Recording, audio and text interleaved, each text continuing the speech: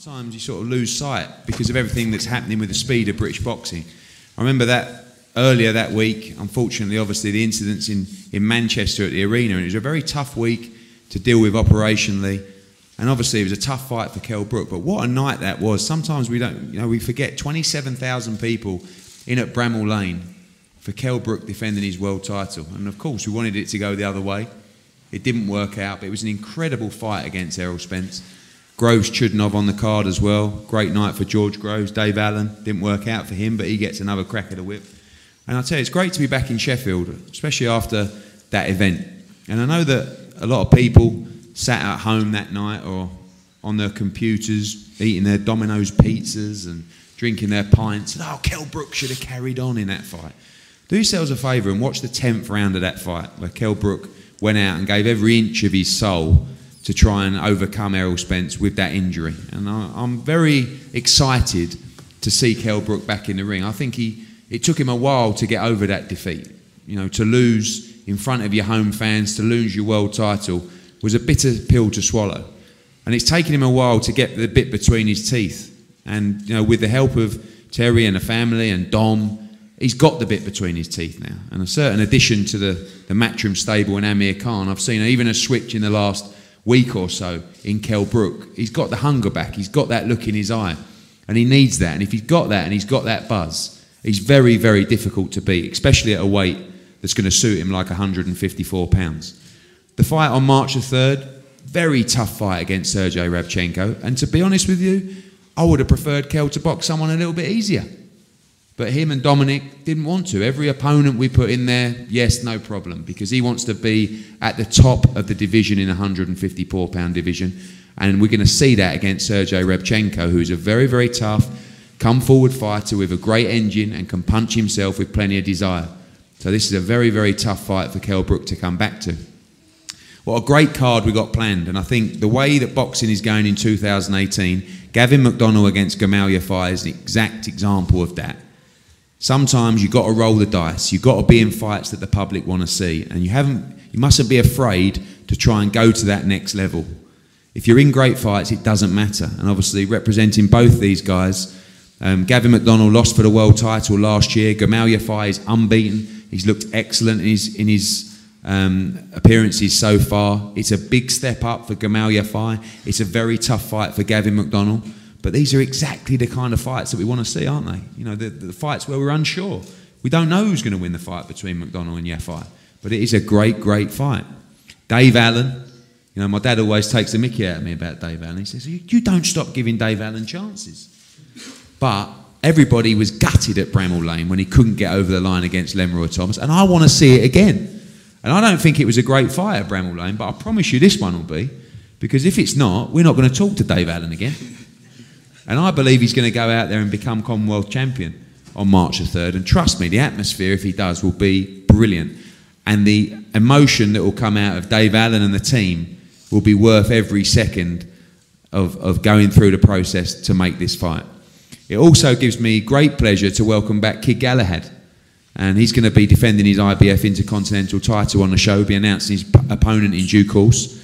Been through his ups and downs as well, but always been in the gym, always grafting behind the scenes, looking for that opportunity. And also someone that I know who motivates Kell as well and pushes Kell Brook to get over the line. And someone that I believe that can go on and challenge for world titles in the featherweight division. And what a time to be a featherweight domestically. Scott Quigg's fighting for the WBO world title against Valdez. Carl Frampton's in a big fight. Lee Selby's going to fight Josh Warrington. And Kid Galahad can be in that mix as well. So really looking forward to seeing him being in a strong title fight on March the 3rd. Always good to add a little bit of local flavour. Atif Shafiq against Lee Appleyard. It's going to be for a title as well, over 10 rounds. It's going to be a busy night for Dave Coldwell in and out of the ring. And Atif Shafiq's got a very, very tough fight against Lee Appleyard, who gave Masha Dodd a good fight and has come back and won English titles since. So a strong, strong card on March the 3rd, and I'm very, very excited to be back in the city. I'm going to start with a White Rhino. Come on, White Rhino. You've got the fight. We've got to make it count this time.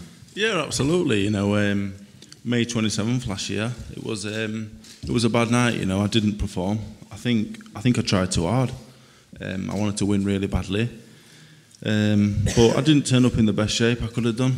and I blew it. So I felt sorry for myself for a little while, only about 2 months, and then I accidentally knocked Tom Dallas out, and I was even bigger for that fight. I was about 19 stone, and I thought, and then my dad sat me down, and he said, you can fight, son, but you're blowing it, and everyone's laughing at you. And I thought, no, they're not. And then I thought, yeah, they are a little bit. Like, I'm just a bit of a. People think that I'm just a funny man, you know. And I can fight, and I can definitely beat Lenroy Thomas.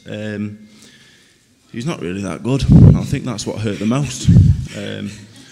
When Dylan White and Luis Ortiz beat me, I thought, yeah, like I can accept that they can fight. And then Lenroy Thomas beat me, and I thought, he really is no good at it.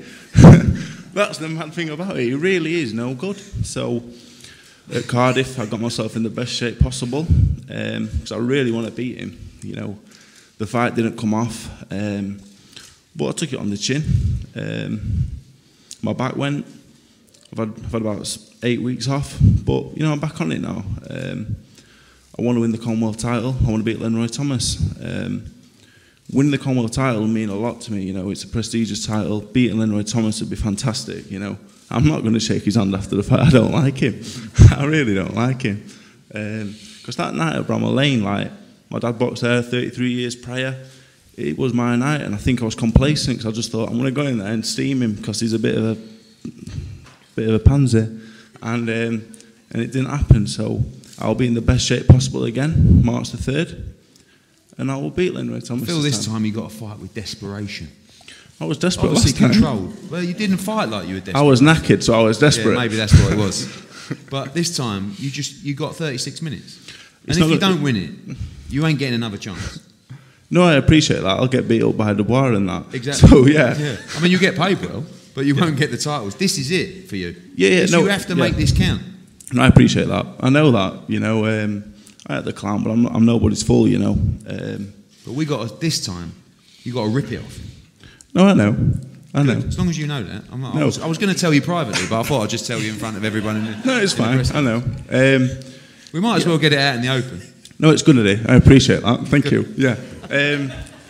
I'm going there. I want to stop Lenroy Thomas. Good. I either want to stop him in one round, which I probably won't, to be honest. You know, not that sharp. But I want to beat him up. You know, I want to beat him up. I'm going to be fit this time, really fit. Really, really, really, really fit. And slim-ish. Slim-ish. Not too slim. Don't want to be too slim. Have a bit of weight. I'm going to beat Lenroy Thomas. I'm going to be Commonwealth Heavyweight Champion. And then I'm going to win the British title. And then whatever from there is a bonus, you know. But for me, I want to keep winning. I don't necessarily entertain in the ring, but I'm a bit of a laugh, I think. I make people laugh. So I just need to improve on the boxing, and we'll be there. Well, I want to say a round of applause for Dave Allen. I think.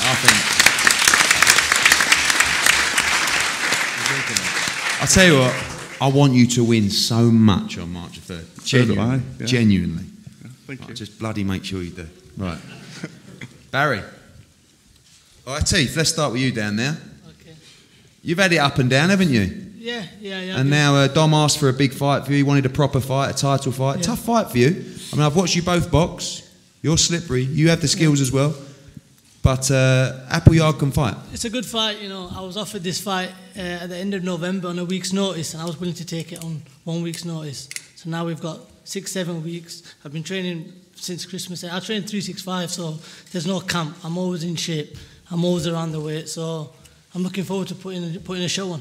And a big opportunity as well. Obviously, Appleyard ranked highly. I was talking to Dave about him fighting Lewis Ritson for the British title. So this is the kind of win that puts you in those kind of fights. Exactly. At the end of last year, I made a little aim for myself. I want to be in that British title mix this year, and this is a perfect fight to put me in that position. Dave, obviously speaking on behalf of Gavin and Lee, let's look at Lee first. A fight you guys are confident in, and obviously an opportunity for him to box in a big arena show again on TV. Yeah, I mean, I like Atef Shafiq. I think he's got a great attitude. You know, like he said, he trains 365. There's no training camps. You know, no 8-10 week jobs. He's always in the gym. He's always sharp. He's been up a few weeks ago sparring with Jordan Gill, so I know that he's sharp. I know that he's always training, whether he's got a fight or not. Lee can't make it today because he's over in Tenerife on a training camp. He's really looking forward to the fight. He's been dying for a big fight. You know, he's a kid that's had his ups and downs. You know, had some good wins and then been beaten and then come back, become English champion, and now he's at a stage where he wants to push on and get into the big fights. He was willing to take on Ritson, but this fight makes sense. You know, it's a fight. It's a local derby. It's a local fight that people are talking about. People are going to get excited about, and in the arena are going to want to see. I think the styles are going to gel, because I think Atif's slick, he's sharp, he's a very, very clever, intelligent fighter, and so is Lee, and Lee can pop a little bit. Lee's last big opportunity was obviously the Masha Dodd fight. We took that at short notice, and I think it was just experience that cost him that fight. He got off to a great start, hurt him, and then he just tensed up for the rest of the fight, and Masha beat him on points.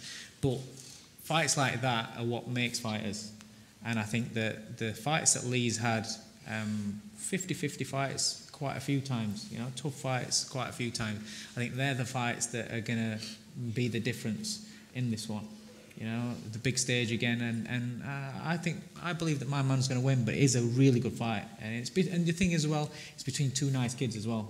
There'll not really be any trash talking or anything like that. They don't need to be with this one, and they both get on. But on the night, then they'll all put it online. Good stuff. Barry, back to you. Back in Sheffield Arena. Got to get moving.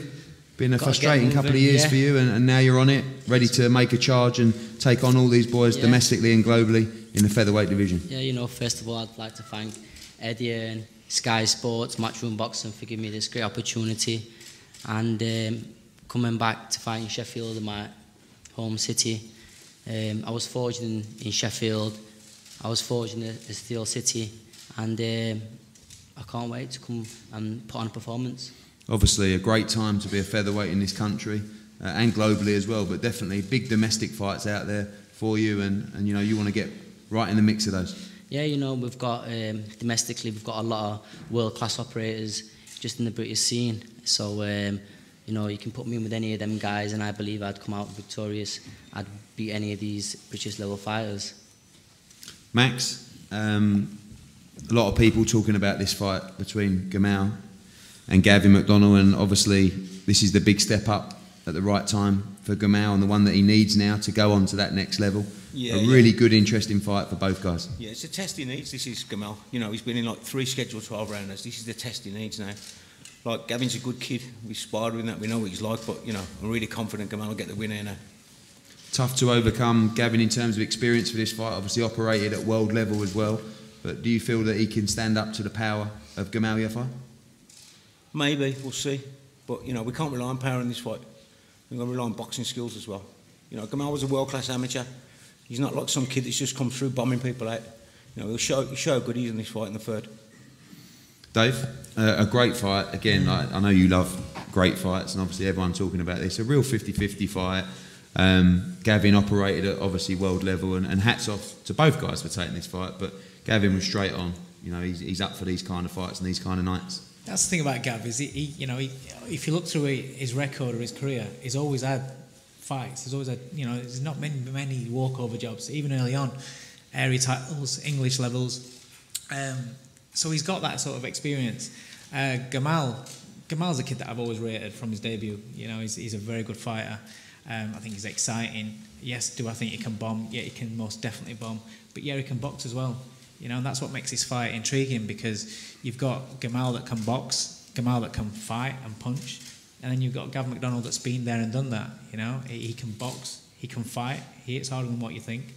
And all I need to say is, myself and Max have seen the sparring that these two kids have had, and you would have paid to watch the sparring. This fight, you know, whoever's going to win, it's a 50-50 fight, so I'm not going to sit here and say, oh, my man's 100% going to win. It's a 50-50 fight. Do I believe that my one's going to win? Yes, I do. I really believe that he's going to win. But it's one of those fights that boxing needs and boxing fans love, because you genuinely don't know. When that bell goes, you're not going to know who's going to win until they start fighting. But if you saw the sparring that we were privileged to see, that was world-class sparring. That was fantastic sparring. He agrees with you as well. Honestly, you're going to be in for a great night. It's going to be a really exciting fight. I think it's the fight of the night, without a shadow of a doubt.